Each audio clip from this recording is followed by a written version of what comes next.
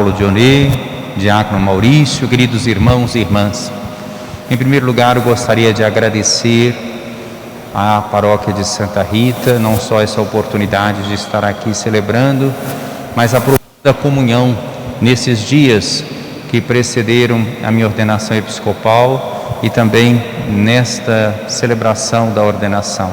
A presença possível nesse contexto em que nós nos encontramos de pandemia, a presença física possível, mas também o acompanhamento pelas redes sociais, sobretudo a oração, essa comunhão na oração e a colaboração mesmo efetiva na preparação também desta ordenação.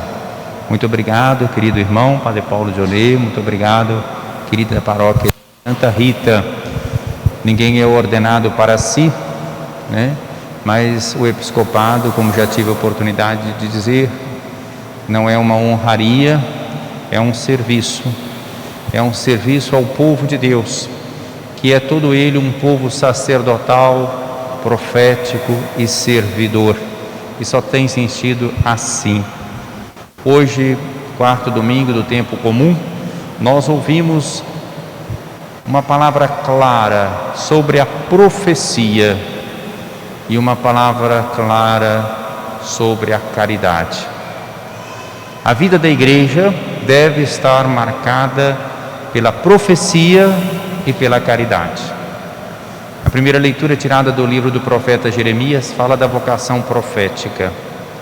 Não devemos pensar só na vocação individual do profeta Jeremias, nem só na vocação do bispo, mas na vocação de todo o povo de Deus.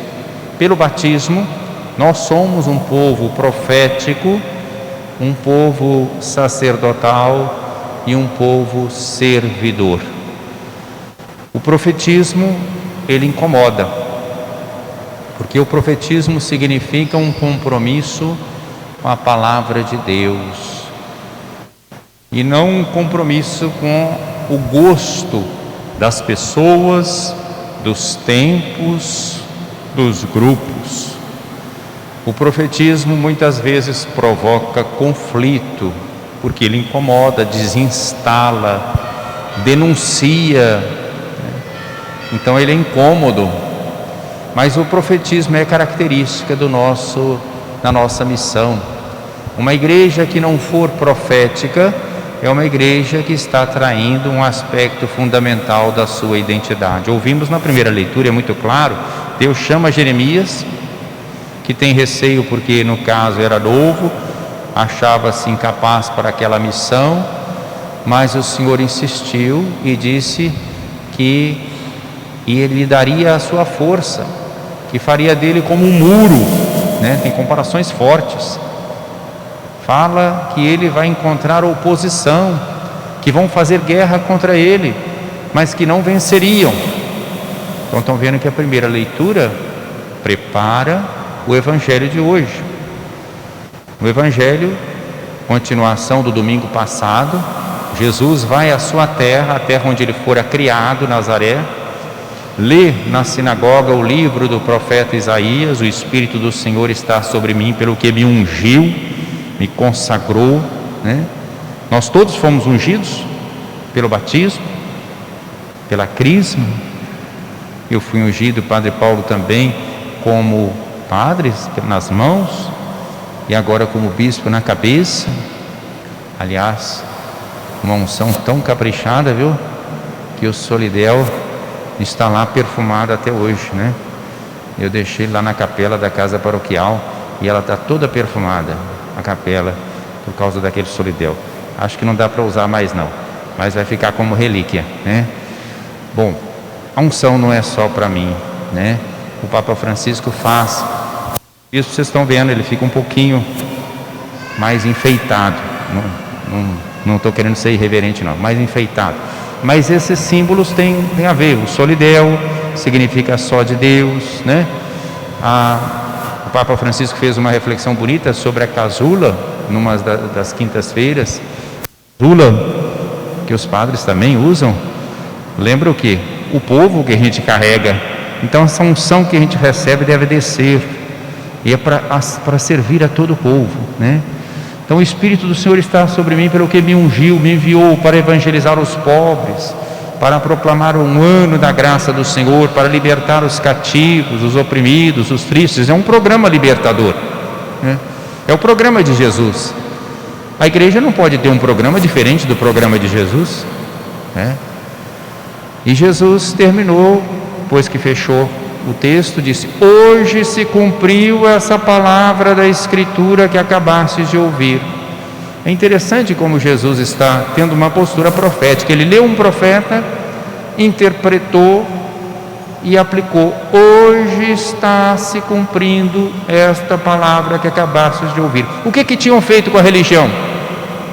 Tinham reduzido a religião à lei, à observância dos preceitos morais, que é uma dimensão da religião, mas é uma dimensão. E acabava muitas vezes a religião ficando fria, né? Ficando só o pode e o não pode. Quando Jesus lê e disse: hoje se cumpriu, ele está restabelecendo uma dimensão indispensável da nossa fé, que é o diálogo de salvação entre Deus e a humanidade. A gente vem aqui não é para ouvir leituras de coisas que aconteceram naquele tempo, nos informar sobre coisas do passado. É para ouvir a palavra de Deus hoje e transformá-la em vida, nos alimentar hoje. Então o diálogo salvífico de Deus conosco, ele se dá na história concreta das pessoas e das comunidades. Hoje se cumpriu essa palavra da Escritura que acabaste de ouvir. Foi o que Jesus disse. Eles ficaram admirados. E aí vem então a parte do Evangelho de hoje, continuando esse trecho do domingo passado. Retomou-se esse finalzinho. Hoje se cumpriu essa palavra da Escritura. E aí começaram os comentários. Ficavam admirados com a sabedoria dele. Ele não é o filho de José, o carpinteiro, né? De onde que vem essa sabedoria? Isso está lá em outros textos, né? Não é o filho de José. Depois pensaram, então Jesus percebeu o que eles estavam pensando. Eles estavam querendo tomar posse de Jesus. Afinal de contas, Jesus estava na sua terra. Então Jesus vai dizer: certamente citareis o provérbio, né? Médico, cura-te a ti mesmo, né? Faze aqui em Nazaré, como fizeste em Cafarnaum, aqueles sinais, aqueles milagres. E Jesus vai justamente mostrar que o seu profetismo não é para um consumo confortável de um grupo privilegiado. Tem gente que quer controlar a igreja,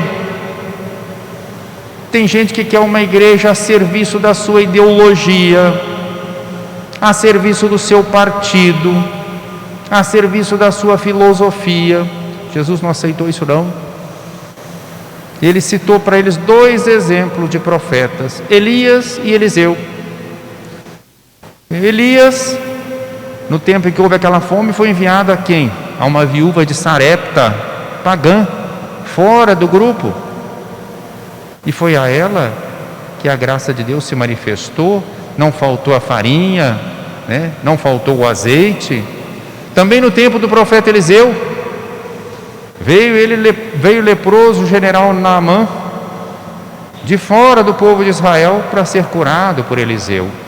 Então Jesus está mostrando, com exemplos do Antigo Testamento que eles aceitavam, que Deus se manifesta para além da fronteira estrita do judaísmo, do povo eleito, mostrando que ele também não veio para ser alguém que ia ficar fazendo milagres para o povo de Nazaré, porque ele era dali, mas que ele tinha uma missão para os outros. Ele está convidando Nazaré a crescer, a se abrir para o mundo, como a igreja está sendo convidada hoje pelo Papa Francisco, nosso profeta de hoje, a ser uma igreja em saída missionária, uma igreja não fechada em si mesma, uma igreja para os pobres, pobre nos seus meios, despojada e a serviço dos pobres. uma igreja em saída missionária. Isso desinstala, isso incomoda aqueles que queriam uma igreja a serviço do seu grupo, da sua ideologia. Então Jesus começou a incomodar. O que aconteceu no Evangelho? Quando eles perceberam que Jesus fez, parece que mudou, a admiração mudou. Eles quiseram pegá-lo para jogá-lo de um precipício, dizendo: esse não nos interessa, nós queríamos alguém para fazer milagre para nós queríamos alguém que justificasse o nosso comportamento, nós queríamos alguém que nos deixasse numa vida boa, sem drama de consciência, nós queremos uma religião, e vamos falar mais ousadamente, um Deus à minha imagem e semelhança, quando nós é que fomos criados à imagem e semelhança de Deus. É uma tentativa de manipular a religião e Deus. Jesus não aceitou isso não, ele passa entre eles, não tinha chegado a sua hora. Então vocês estão vendo que o profetismo não é algo romântico, o profetismo traz necessariamente conflitos. Nós não podemos, por medo de criar conflito, deixar de anunciar a verdade do Evangelho, porque é uma verdade salvífica. Foi a grande oportunidade de Nazaré acolher aquele que fora criado ali com esse Evangelho da sinagoga de Nazaré, libertador, dizendo que hoje se cumpriu a Escritura. A mesma coisa Jeremias no seu tempo, que é a figura do Cristo. Jeremias foi rejeitado. Quando Jeremias disse que as coisas do jeito que estavam levariam à ruína de Israel, ele foi preso, foi torturado, só não foi morto, mas o Cristo foi morto. Alguém podia me dizer: mas e a segunda leitura que fala da caridade, com o dom mais alto? Lembram que domingo passado também nós líamos a primeira carta de São Paulo aos Coríntios, capítulo 12, falando da diversidade de carismas e ministérios na igreja. A igreja é um corpo, né? E tem uma diversidade, cada membro é diferente. Mas depois Paulo mostrou para a comunidade de Corinto, que ficava também aspirando aos dons mais extraordinários, pelo menos na aparência exterior, e que às vezes perdia o principal. O dom e o carisma e o ministério são para a edificação, não são para a glorificação das pessoas que recebem o dom, o carisma ou o ministério. E aí Paulo diz nesse belíssimo texto de hoje, uma das páginas mais bonitas da Escritura, falando sobre a caridade. E foi justamente esse o lema que eu escolhi para o meu episcopado. A caridade de Cristo nos impele, nos impulsiona, porque essa caridade brota de Deus, passa pela vida do Cristo, pelo coração do Cristo e chega até nós. E aí Paulo vai mostrar que onde não há caridade, todos os carismas e ministérios ficam esvaziados. Ainda que alguém falasse todas as línguas dos homens e dos anjos, mas se não tiver a caridade é como um sino, né, que bate e que depois passa, né? E vai falando também da profecia. Alguém podia dizer: então quer dizer que a profecia não é tão importante, o importante é a caridade? As duas são importantes. Uma profecia sem caridade deixa de ser profecia, e uma caridade sem profecia não é verdadeira caridade, porque a caridade deve estar na verdade e a verdade deve estar na caridade. Caridade e verdade devem ser harmonizadas, profecia e caridade devem ser harmonizadas. Nós podemos até traçar um paralelo entre o comportamento de Jeremias, que ainda é imperfeito, porque Jeremias pede, quando ele é perseguido, que o Senhor faça justiça. Ele não revida, ele não faz o mal, mas ele pede que o Senhor julgue e faça a justiça, a vingança em nome dele. O Cristo fez diferente. Estão vendo agora a novidade então do Evangelho? O Cristo também foi perseguido como Jeremias, até a morte, e morte de cruz. Mas ele disse: Pai, perdoai-lhes, eles não sabem o que fazem. Vejam como o Cristo reuniu a profecia e a caridade, oferecendo o perdão, né? Então isso que está na segunda leitura, o Cristo fez isso, de uma maneira insuperável através da doação da sua vida, e que é o que nós estamos celebrando em cada Eucaristia, o memorial da paixão, da morte e da ressurreição de Jesus.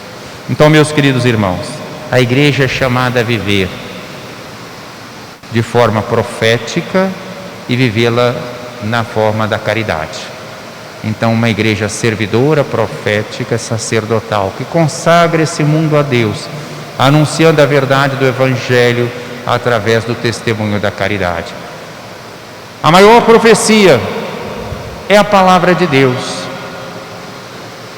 A palavra de Deus, por excelência, é Jesus mesmo, né? Essa palavra que se encarnou. Então, meus queridos irmãos, é uma palavra que combate o pecado e que salva o pecador. Estão vendo a junção da profecia com a caridade? Combate o pecador, o pecado, então é profética, mas salva o pecador, é caridade. Cristo fez isso e a igreja é chamada a fazê-lo. E a igreja somos nós, todos os batizados. Peçamos ao Senhor nessa Eucaristia, ouvindo essas leituras de hoje, que nós sejamos realmente esse povo que anuncia a palavra de Deus com a vida, com as palavras, com os dons que Deus nos deu, anunciando a verdade, denunciando o que está errado e propondo a verdade do Evangelho do Reino e testemunhando a caridade fraterna na misericórdia, no perdão, na reconciliação, no cuidado. Estamos vivendo esse processo sinodal proposto pelo Papa Francisco. Que todas as nossas comunidades possam estar nessa escuta da palavra de Deus, do Espírito Santo, para estarmos todos à altura da missão que nos é dada nesse momento da história. Louvado seja nosso Senhor Jesus Cristo.